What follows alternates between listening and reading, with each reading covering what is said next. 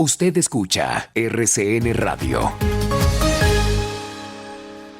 8 de la mañana, 18 minutos. Otro de los temas de este día, tan agitado en materia de noticias, tiene que ver con la condena a la empresaria y además influenciadora conocida como EPA Colombia, quien recibe una condena de 5 años y 3 meses de prisión. Y entre otras cosas, se ha armado ese debate sobre si hay proporcionalidad entre lo que ocurrió y la condena que fue proferida en su contra. 5 años, 3 meses y una multa de 500 millones de pesos aproximadamente.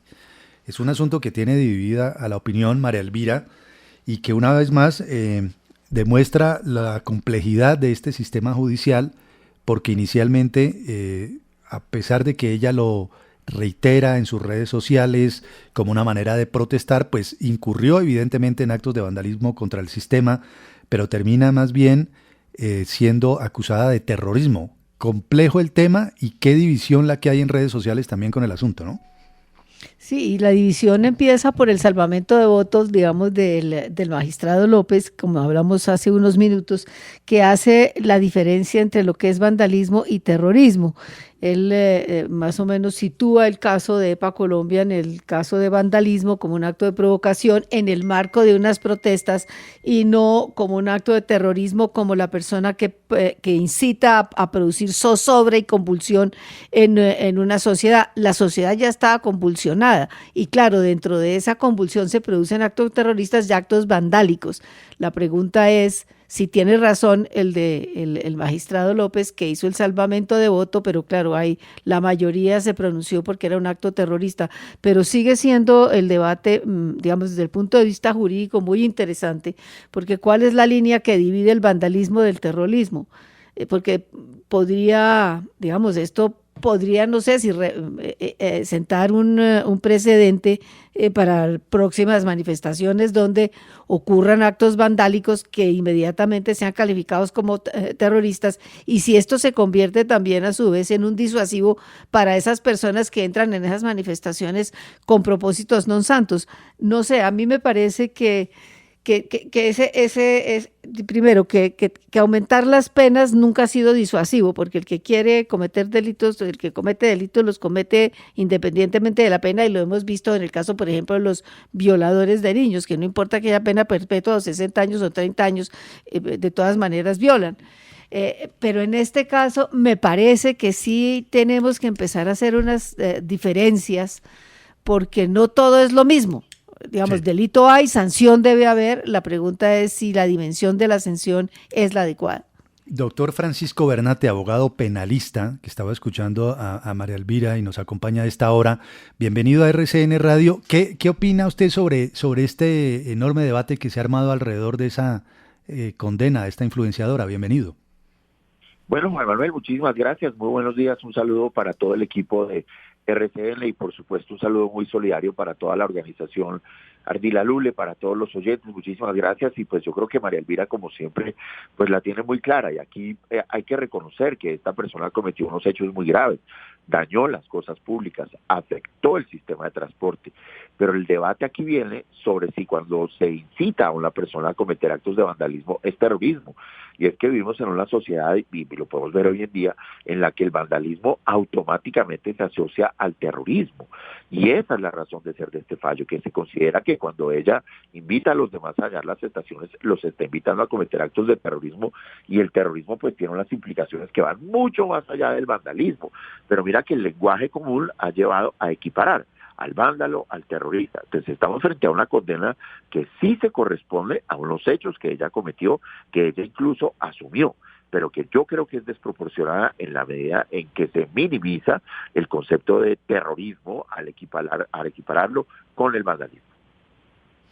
Es decir, para usted es desproporcionada la sentencia, no daba para eso, para 5 años de prisión, 3 meses y fuera de eso multa económica de ese tamaño. No, porque yo creo que ella no cometió el delito de instigación al terrorismo. Yo creo que no. Yo creo que una cosa es vandalizar, lo cual obviamente está muy mal, pero ya fue condenada por esos hechos. Y otra cosa es el terrorismo. El terrorismo significa causar zozobra, terror o pánico en la población a través de unos actos que tienen una escalada mucho mayor a la de este tipo de actos que, insisto, están mal, pero se llaman vandalismo. Tenemos que comenzar a trazar esa línea entre un vándalo y un terrorista, y eso cada vez más está muy difuso en nuestra cotidianidad.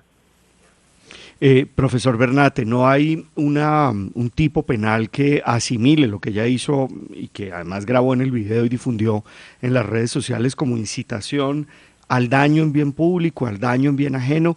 Es decir, si bien uno puede estar de acuerdo con que no se trató de incitar a un acto de terror, como podría ser, qué sé yo, un magnicidio o el uso de explosivos, sí estaba incitando a que se causara un daño a un bien público, porque no solamente lo causaba, sino que al grabarlo y hacía un llamado en el video a que se dañara.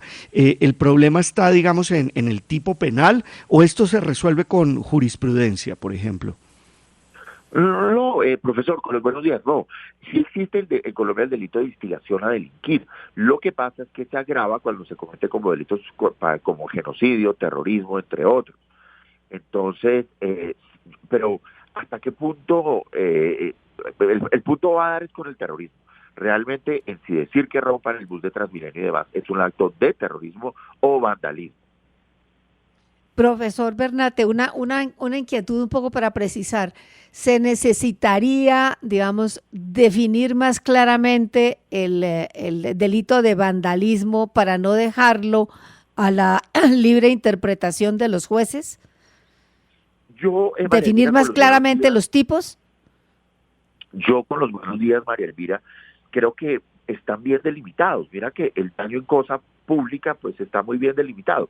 Lo que sucede es que creo que lo que muchas veces estamos es pensando que si hubiéramos sacado una condena a 2 años y la dejamos en libertad, de pronto la comunidad hubiese entendido que no pasó nada.